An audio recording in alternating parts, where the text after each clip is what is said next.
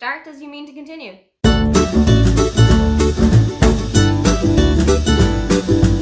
Hi, welcome, come on in. My name is Aoife and today I am taking you through all of the series that I am in the middle of. I feel like I'm kind of exposing myself here a little bit because there are quite a few series that I have started and then for any number of reasons I haven't continued. Whether it be that the next book in the series hasn't come out yet or whether it be that I just haven't picked it up. There's a couple of these that I have just abandoned for no reason. First one up is Finley, Donovan is Killing It by El Cosimano. I actually buddy read this with Brianna from Four Paws in a Book and I really enjoyed it. I think I gave this about 4 stars. It follows Finley Donovan, who is a romance writer but is kind of turning her way to crime for her next book. And she meets with her agent and they decide that she needs to kill off one of her characters.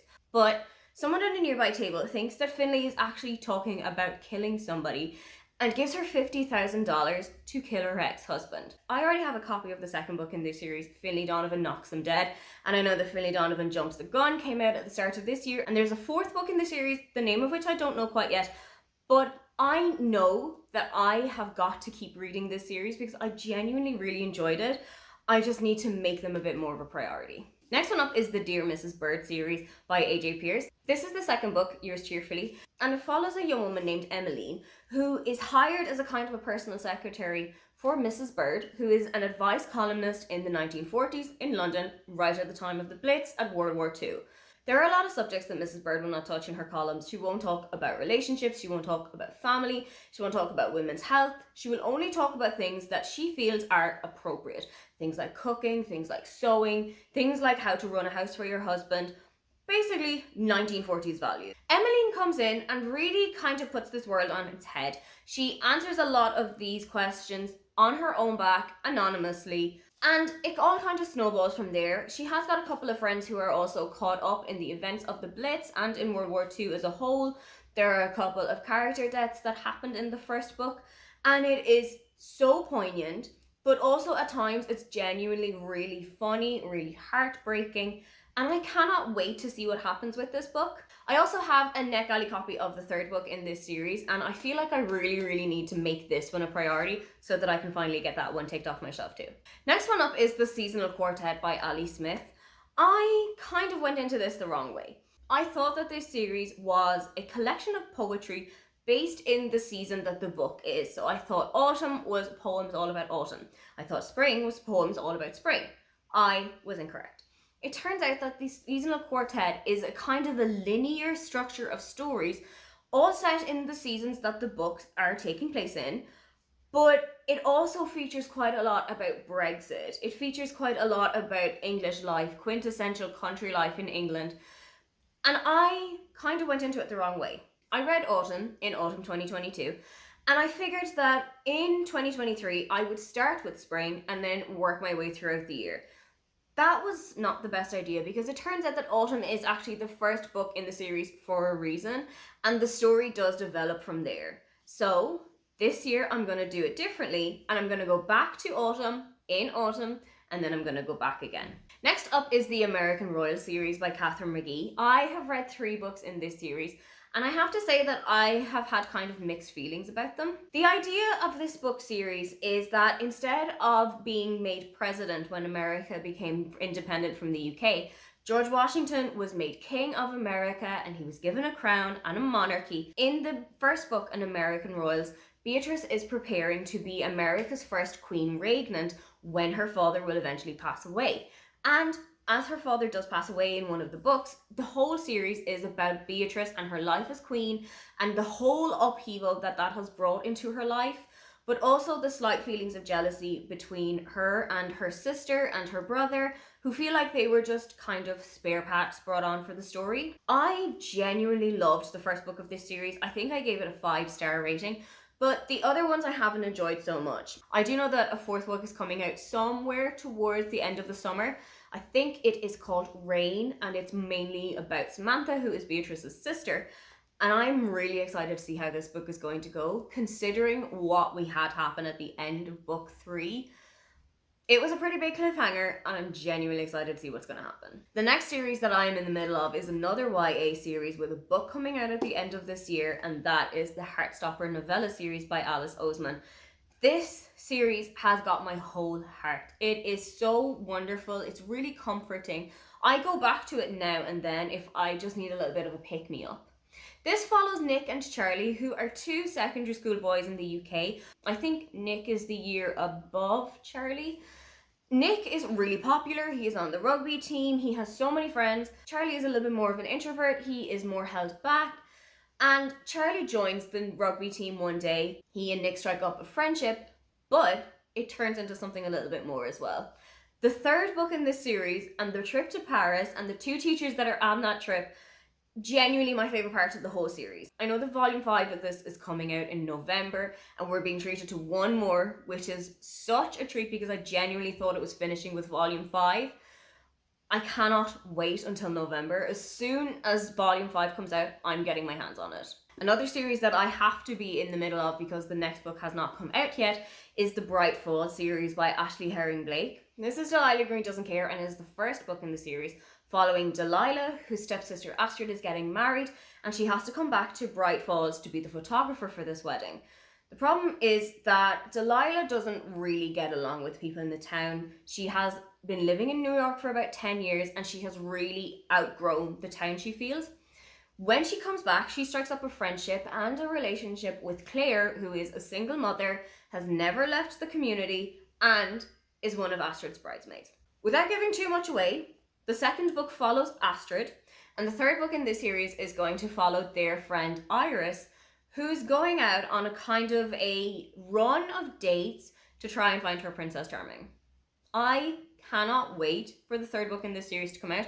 I absolutely adored Delilah. I think I gave this 5 stars. I gave Astrid's book maybe 4 because there was a couple of pacing issues with it, but I'm really hoping that Iris Kelly Doesn't Date brings me right back up to the top.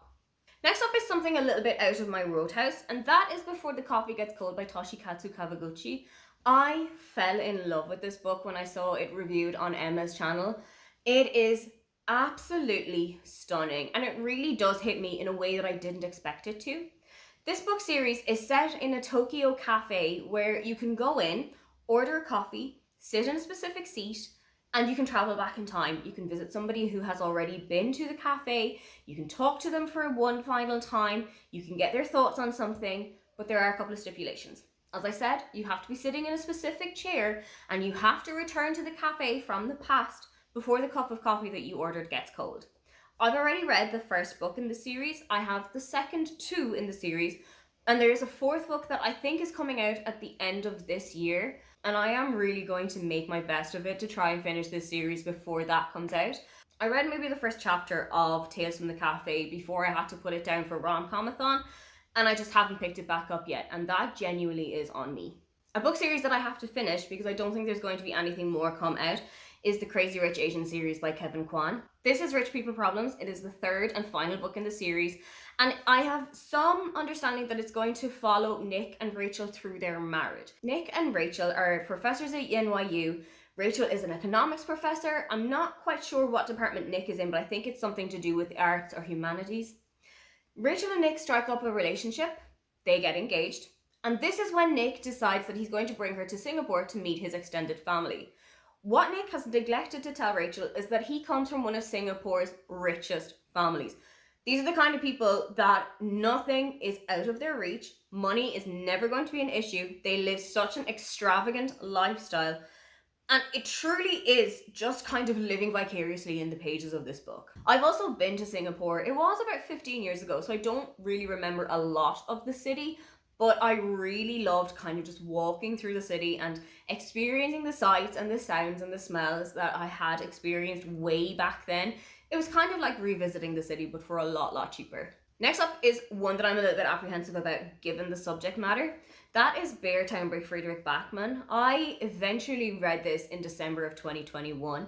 I had intended to read it as a buddy read with Paige from Pages with Paige. She sped way on ahead before I had finished it.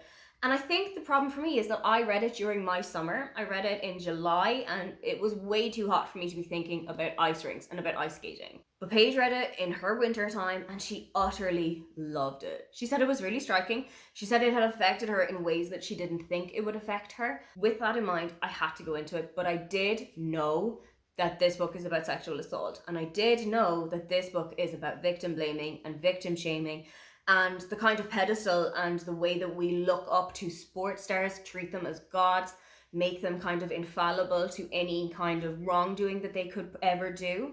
I went into that with all of that in mind, and I also gave it 5 stars. It was one of my best books of 2021. I think, if not the best book that I read in 2021, and that is a very, very big pair of shoes to fill. I'm not so sure how I'm going to do with Us Against You, which is the second book in the series. And I also know that The Winners, which is the third book in the series, is out. And I really have to try and perk myself up to read it, because I know from having read Beartown, I kind of need to be in a good mental space that I can get through this book.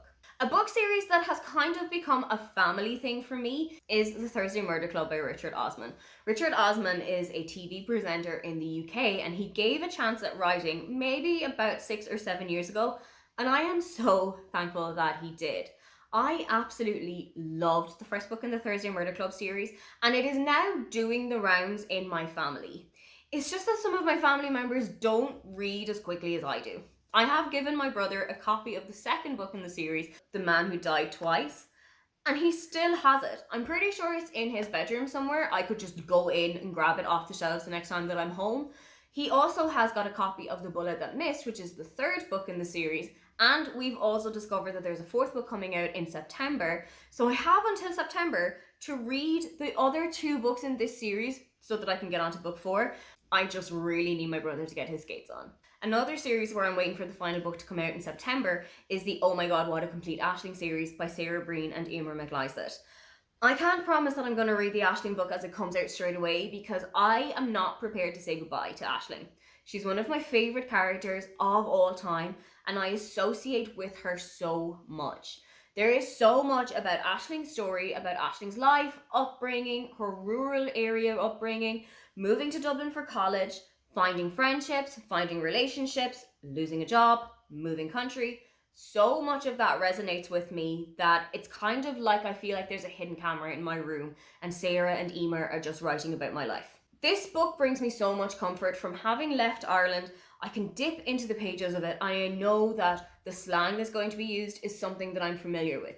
The food that Ashling is eating is something that I will have also eaten. All of the relationships that she has are relationships that I have seen grow and flourish throughout the books. I'm so bittersweet about the last book to come out. I'm excited about it, but I'm not ready to say goodbye yet. I think this series is already finished, and I know a couple of people who have really loved and read it, is the Spoiler Alert series by Olivia Dade. I had mixed feelings about book 1. The reason for that is that it's very heavily based on the world of Game of Thrones, and I have never seen Game of Thrones. I'm not a very big fantasy girly, whether it's books or films or TV shows, so I feel like a lot of that was lost on me, but I did really love the autism representation. I did really love the plus size representation, both for male and female characters. So I know that it's something that Olivia Dade writes really well. I just have to kind of get past the idea of this is a Game of Thrones-esque kind of a book so that I can get into the next ones. Those are all of the series that I am in the middle of at the moment. Are there any of those that you are also in the middle of, or that you finished and you think that I need to get a bit of a move on? If you'd love to leave me a comment but you can't think of anything you'd like to say, then just leave me the chain link emoji. Don't forget to like and subscribe because I have new videos up every week. Now, get on out of here.